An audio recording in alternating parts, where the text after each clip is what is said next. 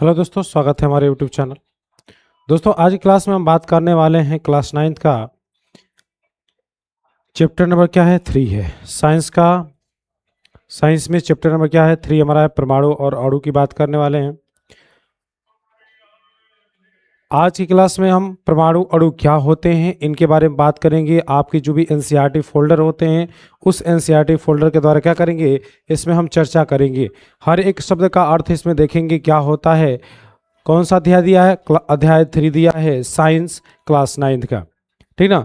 तो दोस्तों यहाँ पर क्या करते हैं, हम बात करते हैं कि परमाणु और अणु होते क्या हैं, इनका परिचय देखेंगे। परिचय के अनुसार कौन कौन हमारे वैज्ञानिक आते हैं, जिन वैज्ञानिकों ने इन चैप्टर में या परमाणु अणु को किस रूप में बताया और कैसे बताया, इसकी बात हम क्या करेंगे, आसानी से बात करेंगे। इसमें बहुत सी सरल भाषा में क्या करेंगे, एक एक शब्द को पढ़ेंगे और पढ़ने के बाद क्या करेंगे, इसके बारे में जानकारी हम प्राप्त करेंगे। आखिर ये परमाणु और अणु क्या होते हैं और कौन कौन से हमारे वैज्ञानिक थे जिन्होंने क्या किया, इसमें अपना योगदान दिया, ये जो कुछ भी इन्होंने बताया इसके बारे में, ठीक ना, सभी के बारे में क्या करेंगे, हम अध्ययन करेंगे आखिर ये होते क्या है, ठीक ना। चलिए शुरुआत करते हैं बाबू। आज का लेसन हमारा क्या होगा? आज का हमारा लेसन होगा बाबू क्या, परमाणु और अणु की बात करेंगे। किसकी बात करेंगे? परमाणु और अणु की बात करेंगे। आखिर होता क्या है, ठीक ना। किसकी बात करेंगे? परमाणु और अणु की बात करते हैं, ये क्या हमारे होते हैं, ठीक ना। अध्याय हमारा क्या है 3 है। किसकी? क्लास 9 का है। किसका है? क्लास 9 का दिया गया है क्या, ये हमारा साइंस दिया गया है। क्या दिया? जिसको हम क्या बोलते हैं, विज्ञान बोलते हैं। क्या बोलेंगे इसको? विज्ञान बोलेंगे। और ये हमारा चैप्टर नंबर कौन सा? अध्याय 3 है। और इसमें हम परमाणु अणु के बारे में क्या करेंगे, हम बात करेंगे आखिर ये होता क्या है, ठीक ना। चलिए अब आगे बढ़ते हैं, ये परमाणु अणु होते क्या है, ठीक ना। देखिए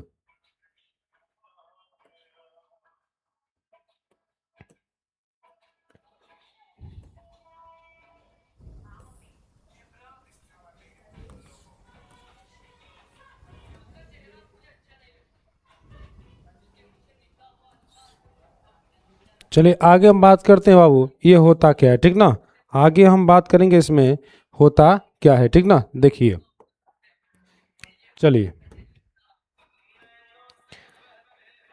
देखिए परमाणु और अणु क्या हमारे होते हैं। देखिए देखिए इसमें बात करते हैं प्राचीन प्राचीन भारतीय एवं ग्रीक दार्शनिक द्रव्य के अज्ञात एवं अदृश्य रूपों से सदैव चकित होते रहे।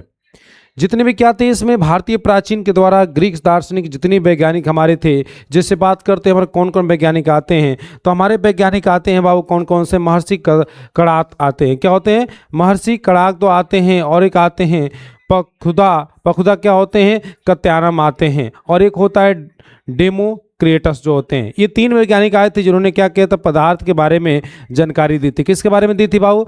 पदार्थ के बारे में जानकारी दी थी। तो इन्हीं के द्वारा क्या करते हैं, महर्षि कणाद क्या थे हमारे, पकुदा क्या थे हमारे, और क्या होते डेमोक्रिटस क्या थे, इन सभी के बारे में क्या करेंगे, हम बात करेंगे, ठीक ना। तो चलिए यहाँ पर क्या करते हैं, शुरुआत करते हैं उसके बारे में, जहाँ पर क्या करते हैं, विभाजिता के मत में भारत में बहुत पहले लगभग 500 ईसा, कितना, लगभग 500 ईसा पूर्व की अगर हम बात करेंगे, विचार किया गया था। किसके बारे में? इसी पदार्थ और अणु के बारे में क्या किया था, लगभग 500 ईसा पूर्व में क्या किया था, विचार इसका किया गया था। जहां पर क्या होते हैं, एक भारतीय दार्शनिक आते हैं। कौन आते हैं भारतीय दार्शनिक? महर्षि कणाद आते हैं। क्या होते हैं? इसको क्या होता है, महर्षि कणाद लिखा है, और एक हमारा क्या होता है, कणाद भी लिखा जाता है। क्या, जैसे क्या बोलते हैं इसको, ये भी लिखा जाता है कहीं पर, क्या लिखा जाता है, महर्षि जो हमारे थे, क्या थे हमारे, महर्षि कणाद या कैसे कणाद लिखा है यहाँ पर। तो ये जो वैज्ञानिक थे ये भारतीय दार्शनिक थे। कैसे वैज्ञानिक थे बाबू? ये भारतीय दार्शनिक वैज्ञानिक थे जिन्होंने क्या किया था, इन्होंने प्रतिपादन किया था क्या, कि यदि हम द्रव्य पदार्थ को विभाजित कर दे तो छोटे छोटे क्या होते हैं, टुकड़ों में बचते हैं। इन्होंने, अगर हम देखेंगे कि महर्षि कणाद जो थे क्या बताए थे पदार्थों के बारे में, तो उन्होंने बताया कि जो पदार्थ के अविभाज्य जो कण होते हैं उनको हम क्या बोलते हैं, परमाणु बोलते हैं। उन्होंने बताया क्या बताया था कि जो क्या होते हैं, महर्षि कणाद होते हैं, क्या होते हैं, परमाणु, पदार्थ की अविभाज्य कणों को क्या होता है, परमाणु कहा था इन्होंने, ठीक ना। इसके बारे में क्या करते हैं यहां पर, उसके बाद कहते हैं कि उन्होंने जो भी बताया छोटे छोटे कणों को पुनः विभाजित नहीं किया जा सकता, ये सूक्ष्म कणों अविभाज्य रहेगा, और क्या होगा, अविभाज्य क्या होते हैं विभाज्य सूक्ष्मतम कण को उन्होंने क्या किया था, परमाणु कहा था। और एक अन्य भारतीय एक और भी वैज्ञानिक आए थे, इन्होंने कहा था बाबू, इन्होंने कहा था क्या कि जो महर्षि हमारे थे, जो कणाद हमारे थे, इन्होंने क्या किया था, तो इन्होंने कहा था कि जो हमारे पदार्थ हमारे होते हैं, क्या होते हैं, पदार्थ होते हैं, ये पदार्थ को क्या कर सकते हैं, इनको अविभाज्य कणों में, किसमें बात करेंगे, इसमें अविभाज्य क्या होंगे,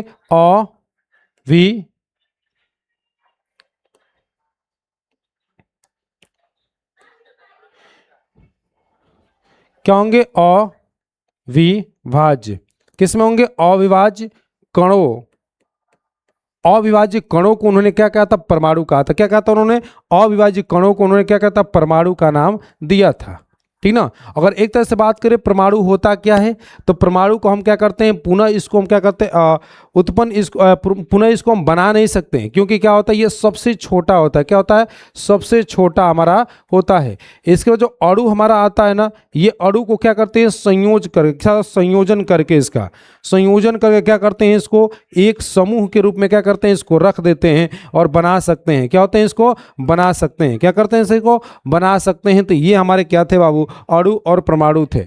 यहाँ पर परमाणु क्या होता है, बहुत छोटा क्या होता है, ये कण हमारा होता है। और इस कण को इन्होंने क्या था, कणाद ने बताया था कि जो पदार्थ होते अविभाज्य कणों को उन्होंने परमाणु कहा था। मतलब जो जिसको हम विभाज्य नहीं कर सकते, जिसको क्या कर सकते हैं, हम विभाज्य नहीं कर सकते, हम बांट नहीं सकते हैं, इस चीज को उन्होंने क्या किया था, परमाणु ही कहा था। जिसको हम कभी भी इसको हम बांट नहीं सकते, क्या कर सकते, इसको हम बांट नहीं सकते, इसलिए इसको क्या बोला था, अविभाज्य बोला था। क्या होता, अविभाज्य बोला था। उसी तरह दूसरा हमारा वैज्ञानिक आते हैं क्या, पखुदा, क्या होते हैं, पखुदा आते हैं। कौन आते हैं, पखुदा।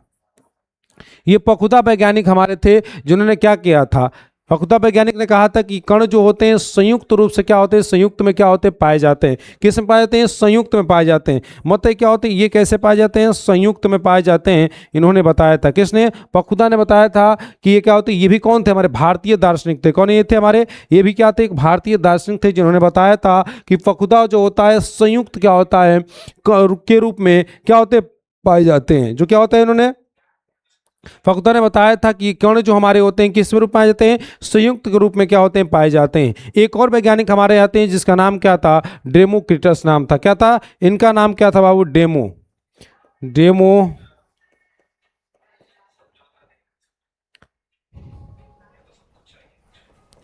डेमोक्रिटस नाम था। इन्होंने क्या बताया था, परमाणु को, कण को इन्होंने क्या बताया कि अविभाज्य कण होते हैं। उन्होंने जब कणाद ने बताया था कि अविभाज्य कण हमारे होते हैं जिनको परमाणु कहते हैं, लेकिन अविभाज्य कणों को उन्होंने क्या होता, एटोमस बोला था। क्या बोलता, एटोमस बोला था। जो हमारे कण थे ना, इस कण को उन्होंने क्या बोलता, एटोमस बोला था। एटोमस क्या बोलता है, एटोमस बोला था। किसको, ये कण जो महर्षि कणाद ने बताया था कि क्या होते हैं, अविभाज्य कण होते हैं। इस कण को उन्होंने क्या बताया था, इन कण को उन्होंने बताया क्या, एटोमस बताया था। क्या बताया था उन्होंने, एटोमस बताया था। क्या बताया था बाबू, एटोमस बताया था। ठीक ना। तो किसने बताया था, डेमोक्रिटस ने क्या होता है, इस पदार्थ का, इस कण को उन्होंने क्या होता है, एटोमस के नाम से क्या किया, बताया था बाबू। ठीक ना। आगे हम चलते हैं। इसी तरह जब यहाँ पर क्या होता है, जब इन वैज्ञानिकों ने यहाँ पर बताया, यहाँ पर कौन ने, देखें यहाँ पर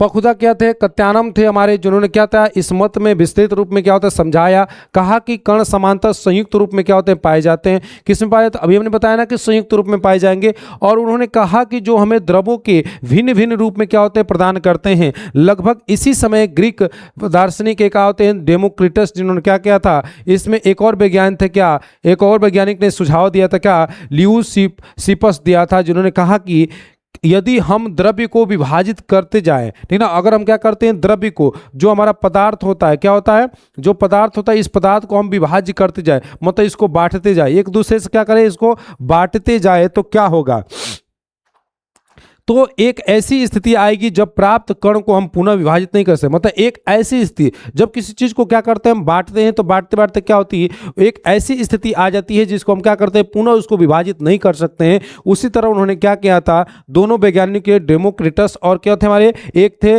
ल्यूसिपस, जो थे, दोनों वैज्ञानिकों ने सुझाव मिलकर निकाला कि अगर हम पदार्थ को क्या करते हैं, अगर हम पदार्थ को क्या करते हैं, अगर बहुत बारीकी से अगर बांटते हैं या बहुत और भी टुकड़े हम करते हैं तो एक ऐसी स्थिति आती है जहां पर क्या होते हैं, ये कण कभी बट नहीं सकते। एक ऐसी स्थिति आती है जहां पर क्या होते हैं, ये कण एक बट नहीं सकते, और वहां पर क्या, तो उन्होंने अविभाज्य कणों को परमाणु कर दिया। फिर लास्ट में इन्होंने कहा कि क्या है, परमाणु है जो क्या होता है, बांट नहीं सकते। तो क्या होता है, परमाणु सबसे छोटा क्या होता है, कण होता है। अब महर्षि कणाद ने ये क्या था, 500 ईसा पूर्व इन्होंने क्या किया था, इन्होंने बताया था सभी वैज्ञानिकों ने इस चीज को, और पहले ही महर्षि कणाद ने बता दिया था कि पदार्थ के अविभाज्य कणों को हम क्या बोलते हैं, परमाणु बोलते हैं, जिसको हम विभाज्य नहीं कर सकते, ठीक ना, अर्थात उसको क्या होता है, अविभाज्य बोलते हैं, कहा गया था। ये जो सभी सुझाव दार्शनिक विचारों द्वारा आधारित था, और विचारों को वैधता सिद्ध करने के लिए उन्होंने 18वीं शताब्दी में कब किया था, उन्होंने 18वीं शताब्दी में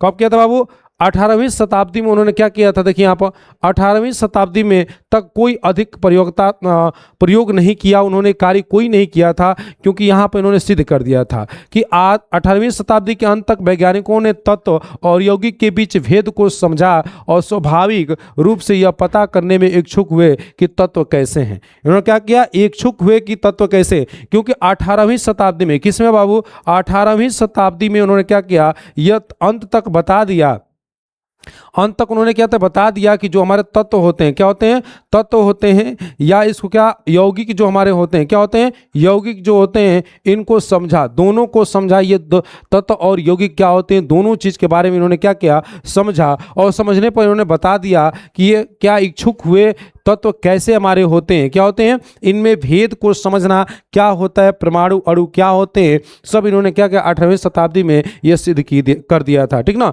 अगर वही हम बात करेंगे आगे कि यहां पर जब उन्होंने क्या किया था, जब उन्होंने कहा था कि कण तथा क्यों ये संयोग करते हैं, जो परमाणु या तत्व या यौगिक होते हैं, जैसे मान लेते हैं यहां पर कार्बन हो प्लस कितना हो, O2 हो, आपस में जब संयोग करते हैं तभी तो कार्बन डाइऑक्साइड बनाते हैं ना। तो उन्होंने कहा कि जो ये क्या होते हैं, जब संयोग करते हैं तब जाके क्या होता है, परस्पर संयोग करने के बाद क्या होता है, जब आपस में मिलते हैं तो मिलने के बाद इसमें प्रक्रिया क्या होती है और क्या नहीं होती है, सबके बारे में क्या करना पड़ना था। जैसे वैज्ञानिक, वहां पर एक वैज्ञानिक हमारे और आते हैं बाबू, जो रासायनिक संयोजन के नियम के अनुसार आते हैं, किसके, रासायनिक संयोजन दिया है ना, इसके नियम के अनुसार हमारे दो वैज्ञानिक आएंगे। कितने वैज्ञानिक आएंगे, दो वैज्ञानिक आएंगे। एक थे हमारे का एत्वा एल थे, कौन थे, एत्वा एल थे। एक थे जोसेफ, क्या थे, जोसेफ कहते हैं, सॉरी बाबू, यहाँ पर क्या, जोजब थे हमारे, जो एल प्राउड्स थे, कौन थे, एल प्राउड। देखो यहाँ पर अगर बात करते हैं दोनों वैज्ञानिकों में तो क्या कंडीशन मिलती है, यहाँ पर जो जोजब थे हमारे, ये क्या मिलती है, एतवा जो एल थे हमारे बाबू ना, ये रसायन विज्ञान के आधारभूत के नियमों के क्या थे, हमारे नियम के संस्थापक थे। कौन थे, संस्थापक, किसके, रसायन विज्ञान के जो आधारभूत क्या होते नियम होते हैं, उनके संस्थापक एतवा एल थे हमारे, ठीक ना। और दूसरा वैज्ञानिक हमारे क्या थे, जोसेफ दे, जिन्होंने एल प्राउस्ट की बात करते हैं, जहां पर इन्होंने क्या था, सभी नियमों को प्रतिपादित किया था। इन्होंने क्या किया, रासायनिक जो संयोजन के नियम थे हमारे, इन सभी नियमों को क्या था, उन्होंने प्रतिपादित किया था। आइए उनके बारे में हम क्या करते हैं, पढ़ते हैं दोनों वैज्ञानिक कौन थे, ठीक ना। वैज्ञानिक की बात करते हैं, यहां पर एतवा लिखा जाता है, अंतवा लिखा जाता है, यहां पर क्या होता है, अंतवा लिखा जाता है, ठीक ना। ये दो हमारे क्या होते हैं, नाम थे, जिन्होंने क्या किया था, यह रासायनिक संयोजन के दो महत्वपूर्ण नियमों को स्थापित किया था, जिसने रसायन विज्ञान को महत्वपूर्ण आधार प्रदान किया था। क्या था, रसायन विज्ञान के महत्वपूर्ण क्या था, आधार इन्होंने क्या किया, प्रदान किया था। अगर वही हम बात करते हैं किसकी, रासायनिक संयोजन के नियमानुसार, तो वहां पर क्या होते हैं, यही हमारा क्या होते हैं, जोसेफ हो तो एल प्राउस्ट जो हमारे थे, जिन्होंने क्या थे, लवाइजिए जो थे, कौन थे, लवाइजिए, ठीक ना, इसी का नाम था, किसका नाम था, एंतवा एल का नाम क्या था, लवाइजिए, जिन्होंने क्या था, जोसेफ एल के द्वारा मिलकर उन्होंने क्या किया, अधिक प्रयोग किया, किसके बारे में, रासायनिक संयोजन के नियमा में उन्होंने क्या किया, अधिक प्रयोग किया। लेकिन उसके पश्चात रासायनिक संयोजन के निम्नलिखित दो नियम प्रतिपादित किए गए। कितने नियम, जब इन्होंने दोनों का यहाँ पर मूल्यांकन किया, दोनों वैज्ञानिकों ने आपस में मिलकर बातचीत की, तो उन्होंने दो नियम दिया था।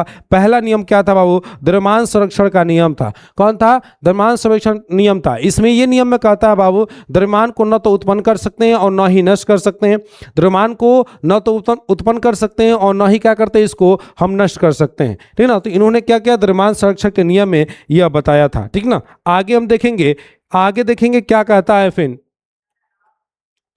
आगे हम बात करेंगे, जब इन्होंने बताया कि जब रासायनिक परिवर्तन या रासायनिक अभिक्रिया संपन्न होता है तब द्रव्यमान में कोई परिवर्तन नहीं होता है। जब भी हम क्या करते हैं, रासायनिक अभिक्रिया करते हैं, तो उस समय क्या होता है, इसमें कोई परिवर्तन नहीं होता है, न द्रव्यमान में कोई परिवर्तन ना उसमें कोई परिवर्तन नहीं होता है, सब क्या होता है संपन्न आसानी से हो जाते हैं, लेकिन कोई परिवर्तन इसमें नहीं होता है। अगर वही हम बात करते हैं किसकी, यदि हम क्रियाकलाप की बात करें जहां पर निम्न एक एक्स और वाई रसायनों का एक युग्ल लीजिए और दोनों में देखते हैं क्या होता है, एक होता है कॉपर सल्फेट, दूसरा होता है बेरियम क्लोराइड, लेड होता है, ठीक ना। और यहाँ पर कॉपर सल्फेट को सोडियम कार्बोनेट, बेरियम को सोडियम सल्फेट और लेड नाइट्रेट को सोडियम क्लोराइड, ठीक ना। तो यहाँ पर अगर इसके बारे में हम देखते हैं तो हमारा क्या होता है, युग्लक दी गई थी और इनके द्वारा अगर इनमें देखा जाए, जैसे कॉपर सल्फेट क्या दिया है, सोडियम कार्बोनेट दिया है, यहीं पे क्या है, बेरियम सोडियम सल्फेट और लेड नाइट्रेट सोडियम क्लोराइड। इस तरह एक्स और वाई की युग्लों में सूची में से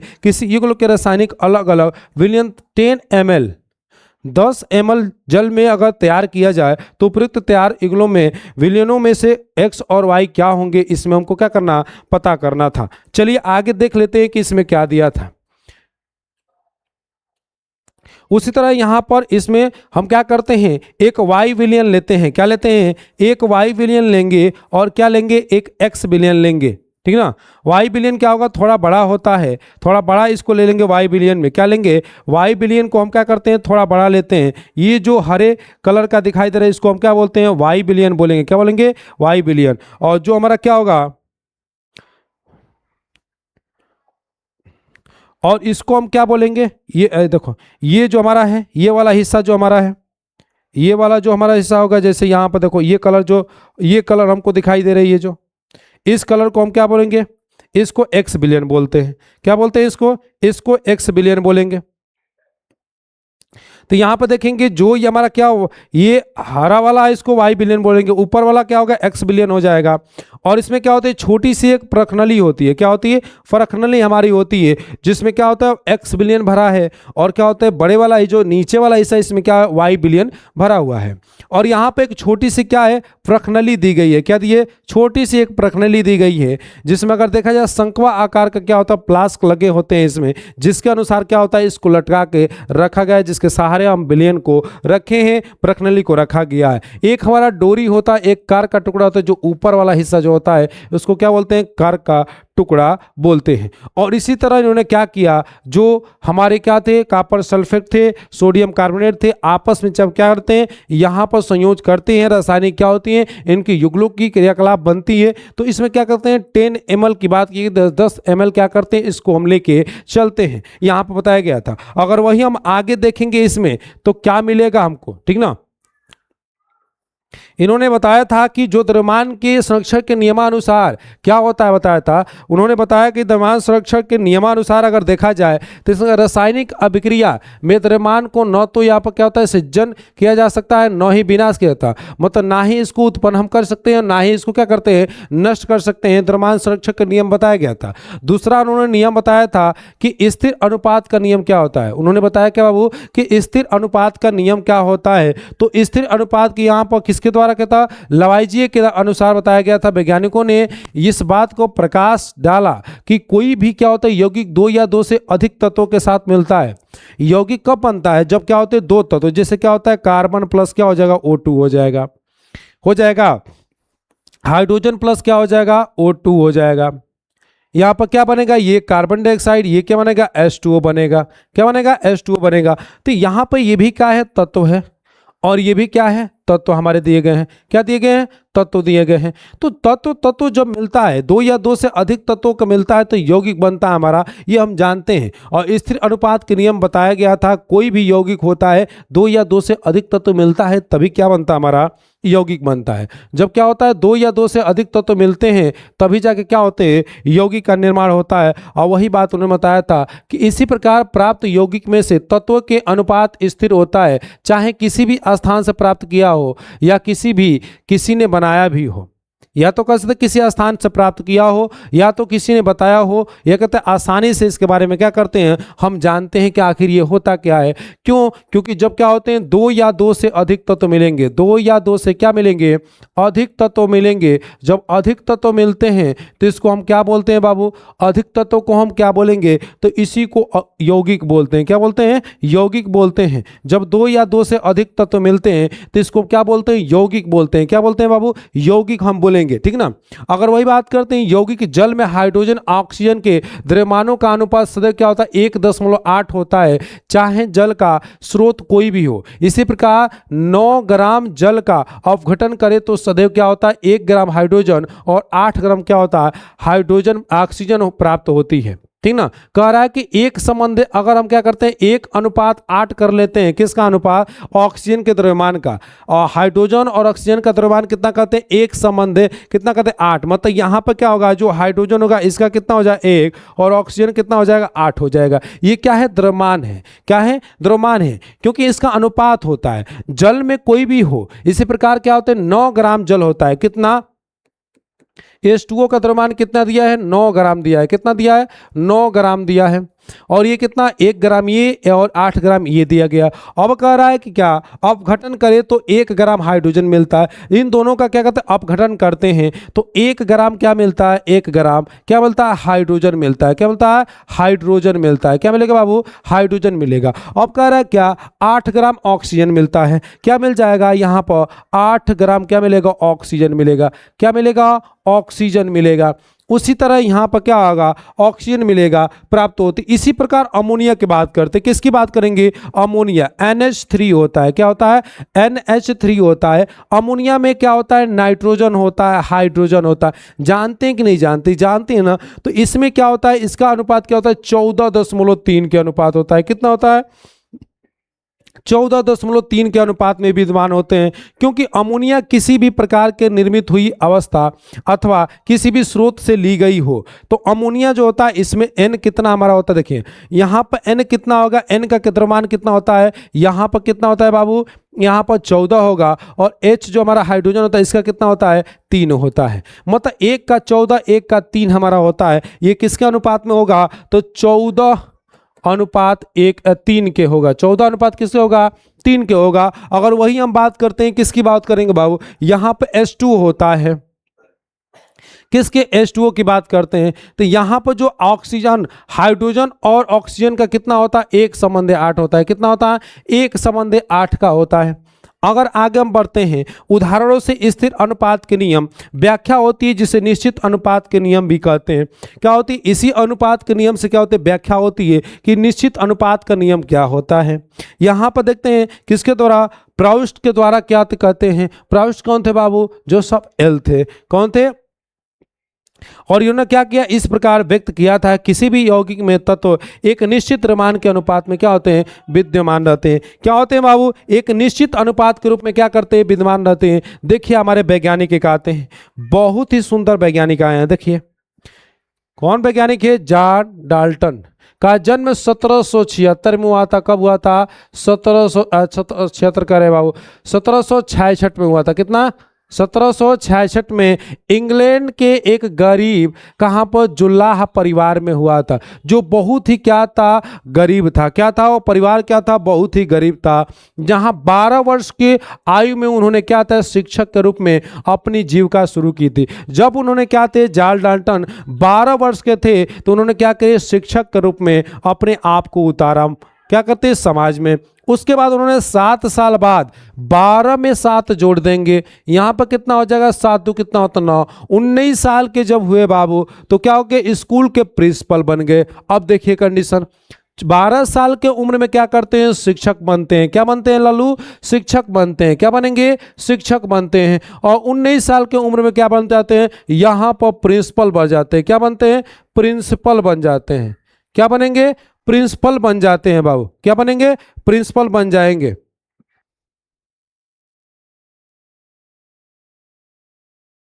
क्या बन जाते हैं बाबू? प्रिंसिपल बन जाते हैं, ठीक ना। अब देखिए सन 1793 में 66 में जन्म हुआ, 1793 में। कब? 1793 में जॉन डाल्टन एक कॉलेज में गणित, भौतिकी एवं रसायन शास्त्र पढ़ाने के लिए मैनचेस्टर चले गए। क्या होते हैं? मैनचेस्टर चले गए। और जब वहाँ पर उन्होंने क्या किया? अपने जीवन का अधिकांश समय शिक्षण एवं शोध कार्य में व्यतीत किया। क्या किया? और जहाँ पर मैनचेस्टर चले गए बाबू पढ़ने के लिए, तो उन्होंने क्या किया? कब गए? तो 1793 ईस्वी में उन्होंने गया। क्यों गए थे वो?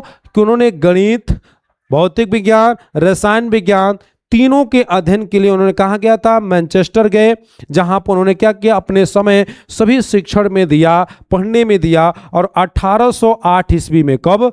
1808 ईस्वी में इन्होंने अपने परमाणु सिद्धांत को प्रस्तुत कर दिया। जो परमाणु का सिद्धांत किसने दिया था बाबू? परमाणु का सिद्धांत जॉन डाल्टन ने ही दिया था। कब दिया था? 1808 ईस्वी में दिया था। कब दिया था?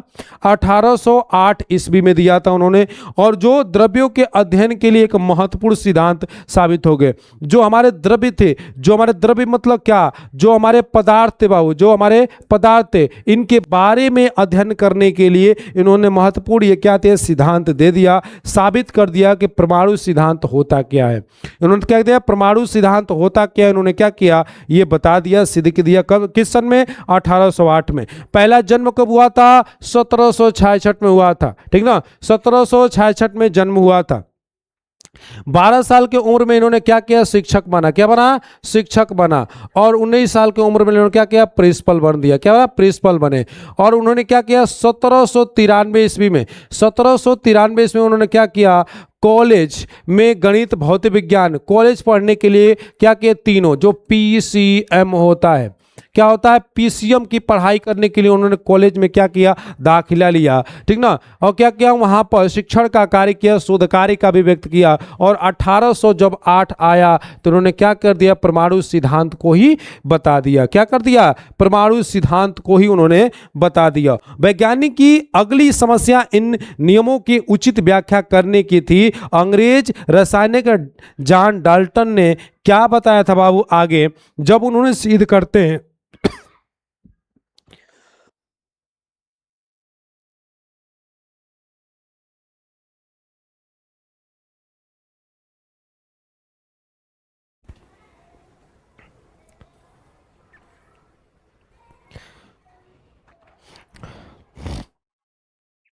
जब बताते हैं, जब सिद्ध किए तो बताए थे कि जॉन डाल्टन द्वारा क्या हुआ था? द्रव्यों की प्रकृति के बारे में एक आधारभूत सिद्धांत प्रस्तुत किए गए थे।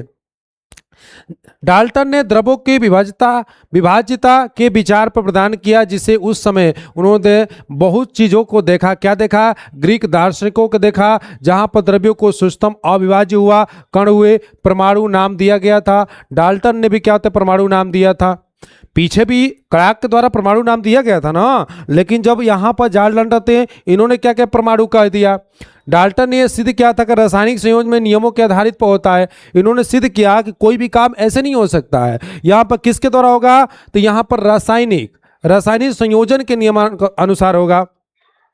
डाल्टन ने परमाणु सिद्धांत के द्रव्यमान के संरक्षण के नियम और निश्चित अनुपात के नियम को बताया था। ठीक ना? इन्होंने दो नियम को, एक बताया था क्या? द्रव्यमान संरक्षण के नियम, और दूसरा क्या था? हमारा निश्चित अनुपात के नियम को युक्त संगत व्याख्या दी थी उन्होंने।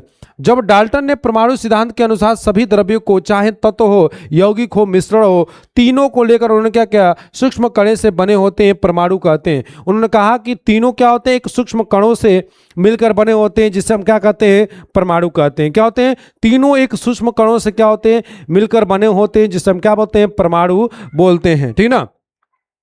और उन्होंने क्या किया? कुछ अपनी व्याख्या उन्होंने दी थी। क्या दी थी? तो देखिए, उन्होंने बताया था बाबू, क्या बताया था? बताया तो उन्होंने पहली कंडीशन बताई थी कि सभी द्रव्य परमाणुओं से निर्मित होते हैं। उन्होंने बताया कि सभी जितने द्रव्य हमारे होते हैं, जितने पदार्थ होते हैं, सब किससे निर्मित होते हैं? किससे बनते हैं? तो परमाणुओं से बनते हैं। फिर उन्होंने क्या बताया था? उन्होंने फिर बताया बाबू, उन्होंने बताया क्या? कि रासायनिक अभिक्रिया में भाग भी लेते हैं। उन्होंने ये भी बताया कि सभी द्रव्य परमाणुओं से निर्मित होते हैं और उन्होंने ये भी बताया कि क्या होते हैं, सभी रासायनिक अभिक्रिया में भाग लेते हैं। लेंगे भाई, कितना भी छोटा हो कितना भी बड़ा कण हो, क्या होते हैं, सभी रासायनिक अभिक्रिया में क्या कर लेंगे, भाग लेंगे। इन्होंने क्या किया, यही बताया था। दूसरा उन्होंने क्या किया कि परमाणु अविभाज्य सूक्ष्मतम कण होते हैं, क्या होते हैं, बहुत ही छोटे कण होते हैं, ये बताया था उन्होंने। उसके बाद कहा उन्होंने क्या कि जो रासायनिक अभिक्रिया में न हो तो उसको क्या कहते हैं, सृजित कर सकते हैं। रासायनिक अभिक्रिया तो उसको ना तो हम उत्पन्न कर सकते हैं, ना ही तो नष्ट कर सकते हैं या तो विनाश करते हैं। तीसरा उन्होंने कहा कि दिए गए तत्व के सभी परमाणु द्रव्यमान एवं रासायनिक गुणधर्म समान होते हैं। क्या होते हैं, जितने भी तत्व हमारे थे, क्या थे, तत्व के सभी परमाणु थे, उनके द्रव्यमान और रासायनिक गुणधर्म क्या होते हैं, सभी समान होते हैं, एक बराबर हमारे होते हैं। वही अगर चौथा क्या बताते हैं, ठीक ना, चौथा बताते हैं कि भिन्न भिन्न तत्वों के परमाणु, मतलब तत्व क्या हो, अलग अलग हो। तो जो तत्व थे हमारे बाबू, जो एलिमेंट थे हमारे क्या थे, अलग अलग थे। तो जब अलग अलग हमारे द्रव्यमान के होंगे तो फिर रासायनिक गुणधर्म भी क्या होगा, अलग अलग होगा। अगर एक जैसे हैं तत्व तो फिर एक जैसे तत्व क्या होंगे, जब होंगे तो उनके क्या होंगे, रासायनिक गुणधर्म भी समान होंगे। अगर तत्व अलग अलग प्रकार के हों तो उसको क्या बोलेंगे, उनकी और रासायनिक गुणधर्म भी होगी, वो भी क्या होगी, असमान होगी। क्या होगी, असमान हमारी होती है। इसी तरह उन्होंने क्या किया, अगला कहा पांचवा कि भिन्न भिन्न तत्वों के परमाणु परस्पर छोटी पूर्ण के अनुपात में क्या होते हैं, संयोग करके यौगिक निर्मित करते हैं। और छठवां कहते हैं कि किसी भी यौगिक में परमाणुओं के संक्षेप संख्या एक ही प्रकार निश्चित हमारे होते हैं। इन्होंने इतना चीज क्या कहता है, उन्होंने बताया था बाबू, क्या था, इन्होंने इतना चीज उन्होंने क्या था, बताया था, ठीक ना। तो ये थे हमारे क्या थे, आज के कुछ छोटे टॉपिक थे जिनका हमने क्या किया, यहाँ पर बात किया कि कौन कौन से क्या थे, इनकी बेसिक चीज क्या थी, इन्हें बात किए। यहाँ पर कुछ हमको प्रश्न दिए गए हैं जो क्या करेंगे, अगले क्लास में इसको क्या करेंगे, प्रश्न को क्या करेंगे, हम सॉल्व करेंगे। और इन्होंने हम बताया, यहाँ पर हमने पढ़ा कि परमाणु जो हमारे थे क्या थे, परमाणु एवं अणु थे, इनके बारे में हमने बेसिक जो जानकारी थी बाबू, जो हमारे क्या होती है, बेसिक जो जानकारी होती है, उस बेसिक जानकारी को हम क्या करें, इस वीडियो में हम बात किए। और आगे हमने दो नियम को भी बात किया, द्रव्यमान संरक्षण के नियम के, रासायनिक गुणों, जो रासायनिक संयोजन का नियम था, इन्होंने बात किया। 3 वैज्ञानिक यहाँ पर बात किए, 2 वैज्ञानिक और थे, एक चार्ल्स डाल्टन थे। इस वैज्ञानिक को भी मतलब कुल मिला के 6 वैज्ञानिकों के बारे में यहाँ पर क्या किए, बात किए, जो बेसिक हमारी जानकारी देते थे, जो परमाणु को बस सिद्ध किए और परमाणु सिद्धांत को बताए थे चार्ल्स डाल्टन ने, ठीक ना। तो आज की क्लास में क्या करेंगे, इतना ही। अगले क्लास में क्या करेंगे, इससे आगे क्या करेंगे, बात करेंगे क्वेश्चन हमारे कैसे लगते हैं, एनसीईआरटी क्वेश्चन, और क्या होते हैं, कैसे प्रयोग किया जाते हैं, सभी के बारे में क्या करेंगे, हम बात करेंगे। यहाँ पर जितने भी नियम है सभी नियम को देखिए, क्योंकि रासायनिक हमारा होता है संयोजन के अनुसार, हमारे 2 नियम आते थे, द्रव्यमान संरक्षण के नियम और क्या होते हैं, संयोजन नियम क्या होते हैं, इनके बारे में क्या करेंगे, हम फिर पढ़ेंगे, फिर एक बार और बात करेंगे जब क्वेश्चन को करेंगे तब, ठीक ना। तब तक के लिए बाबू मिलते हैं एक नए वीडियो में। तब तक के लिए क्या करिए, इस चीज को, जितने भी वैज्ञानिक का नाम बताया गया, इस चीज को पढ़ते रहिए, ठीक ना। चलिए दोस्तों, आज क्लास में इतना ही, फिर मिलते हैं एक नए वीडियो में। तब तक के लिए सभी दोस्तों को जय हिंद।